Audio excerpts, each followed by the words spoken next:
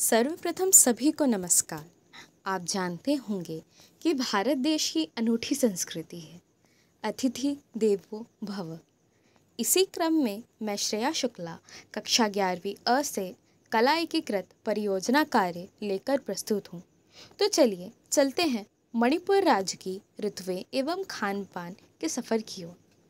पर सबसे पहले आप मणिपुर के चंद लोक कला से सजाई गई इस स्लाइड को देख लीजिए।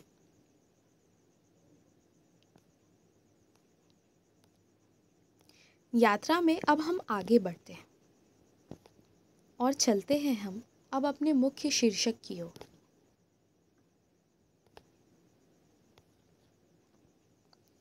यदि आपको किसी नई जगह जाना है तो सबसे पहले आपको वहाँ की ऋतुओं का हालचाल पता होना चाहिए।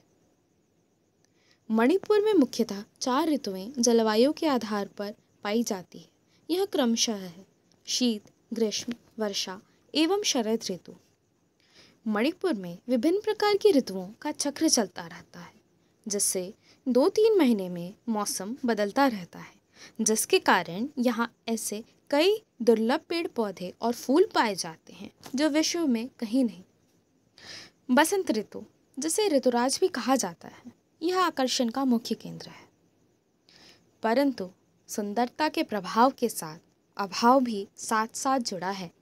इसी प्रकार शीत ऋतु में मणिपुर के लोगों का जनजीवन अधिक प्रभावित होता है और पहाड़ी इलाका ज़्यादा होने के कारण जनजीवन दुर्गम हो जाता है और यहाँ शीत ऋतु में तापमान 0 डिग्री सेल्सियस तक नीचे चला जाता है। आप देख ही सकते हैं दाहिनी तरफ के चित्र में, और यह देख सकते हैं कि कोहरा कितना अधिक है।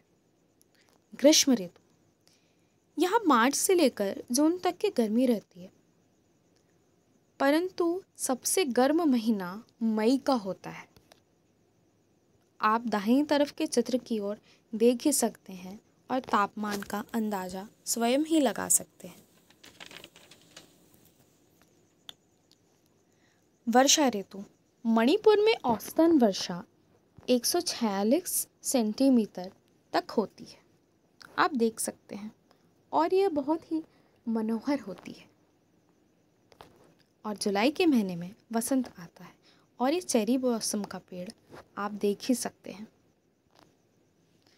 शरद ऋतु, शरद ऋतु अक्टूबर नवंबर के बीच रहती है। ये देखिए,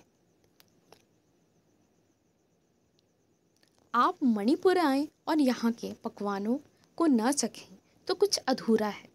तो आइए चलते हैं मणिपुर के खान पान और इसका आनंद उठाते हैं।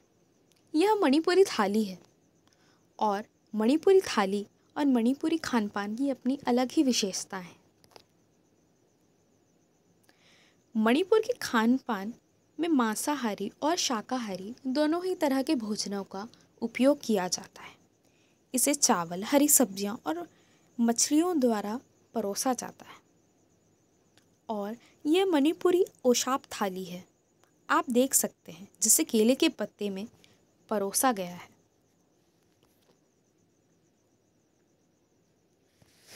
पकवानों की जान तो मसालों से ही है और इन मसालों को तो आप जानते ही होंगे, पर मैं आपको बताना चाहूँगी कि इस चित्र की अपनी अलग ही विशेषताएं हैं। यह चित्र इम्मा मार्केट का है, जिसे मदर मार्केट भी कहा जाता है। इसे केवल महिलाएं ही चलाती हैं और यह एशिया का दूसरा सबसे बड़ा बाजार है। अब जानते हैं मणिपुर के कुछ मुख्य व्यंजनों की ओर। चामथोम, यह मणिपुरी लोकप्रिय व्यंजन है। यह शाकाहारी सलाद सूप है जिसे उबालकर बनाया जाता है। एरोबा, इस पकवान में मछली को उबालकर उसे सुखाकर बनाया जाता है। पाकनम, यह पकवान मछली से बना होता है लेकिन आलू की टिक्की जैसा दिखाई देता है, जैसा कि इस चित्र में आप देख ही सकते हैं।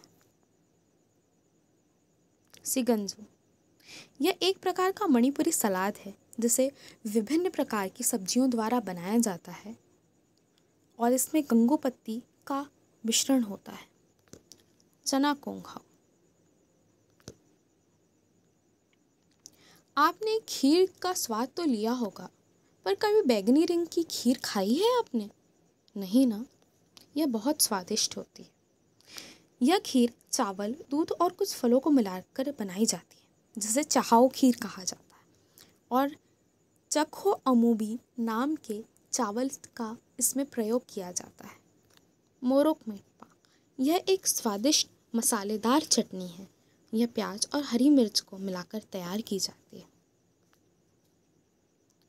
तो अंत में मैं कहना चाहूँगी, चाहे जितना भी अवसाद, एक बार मणिपुरी थाली का हो स्वाद। आशा है आपको यह स्लाइड शो पसंद आया हो।